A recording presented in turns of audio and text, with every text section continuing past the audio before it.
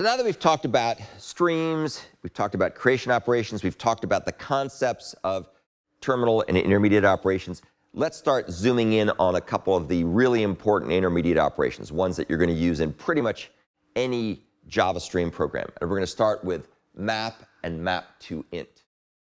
So these, of course, are intermediate operations, and they can be applied to both sequential and parallel streams.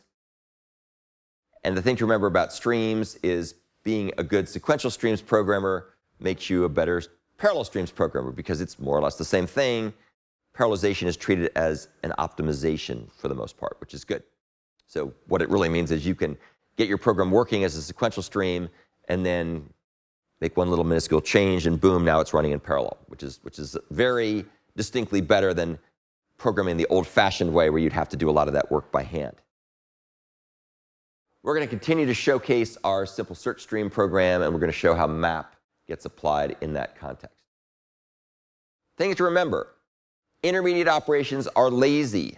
They only run after the terminal operation is reached. So what we're going to describe here must be understood in the context of terminal operations that are a terminal operation that occurs at the end of the stream.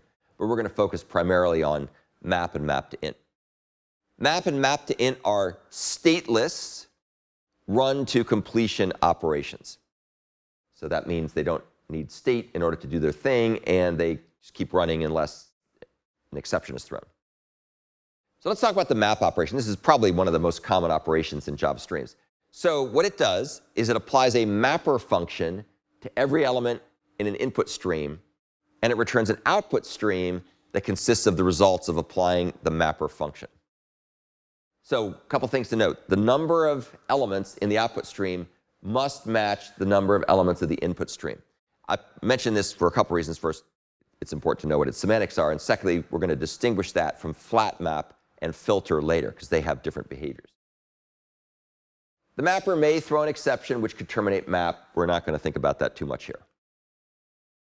Notice, by the way, that if you have a terminal operation that's a short-circuiting terminal operation like find first or any match or none match and so on, that might also reduce the number of elements that map will process. So you'll normally have map apply the mapper function to every element in the input stream, but if an exception is thrown or there's a short-circuiting terminal operation that doesn't run to the end, you might terminate early. But that's not really map's concern, that's really the terminal operation's concern. And notice that these set of distinctions apply to all the run-to-completion intermediate operations. I'm not going to keep reiterating this, but just be aware of that. It applies across the board. So let's take a look at map and mapper functions as we apply it in the SimpleSearchStream program. So here we've got ourselves the portion of the program where we're going to take the list of search words, we're going to turn it into a stream of search words, and then for every search word in that stream, we're going to use map to call the search for word behavior, and that will try to see if it can find a match or matches in that particular input string, and it'll create a stream of search results for anything that happens to match. So that's how map gets applied. And you'll notice it's basically doing a couple things here. It's creating a search results object where there was a string before, if there's matches, and that therefore will transform the elements. In this case, it will transform the type of elements. In general, it may transform the type of elements. It's capable of doing that. In this case, we actually use that capability to its full extent. Here's what the code looks like in more context. So words defined, .stream, .map, search for word, .filter, .collect, blah, blah, blah. And we end up with a list of search results as a result of applying the fluent programming style. It's basically a pattern for composing things together with the dot operation. So we chain them together in a pipeline. Let's talk about mapToInt. You've had some experience using mapToInt. We'll talk more consistently about what it's doing, more systematically about what it's doing. So what mapToInt does is it returns an IntStream that consists of the results of applying the given mapper function to all the elements of the input stream.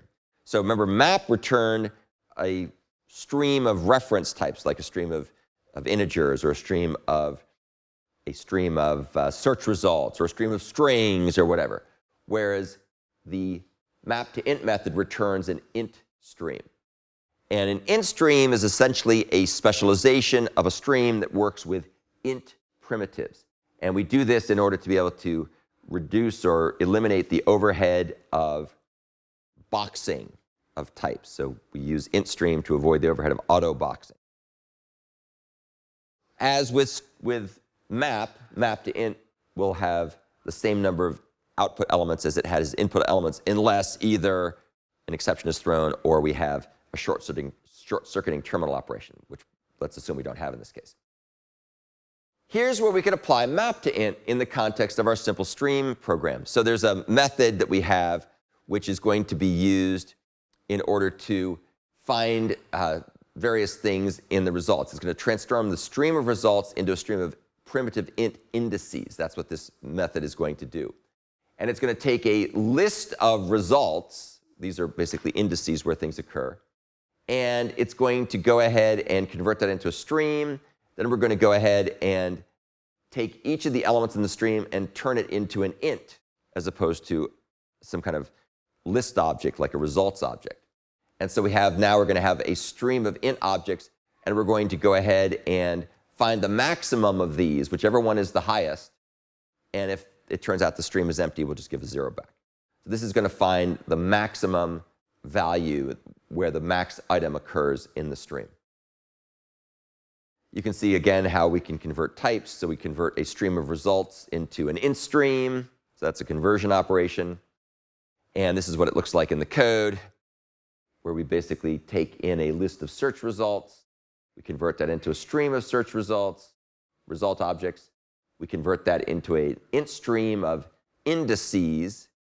And then we pick the max element. And since we have a stream of non-zero number of elements, it'll be the max. Otherwise, it would just return 0. Methods like max or find first or terminal operations that return optionals, because it could be the case that the stream is empty. And so we have to guard against that case. And syntactically, we have to return some sensible value in this case. So this is the compute max method. OK, so that's a quick overview of map and mapToInt. You'll need to use both of those in your programming assignments.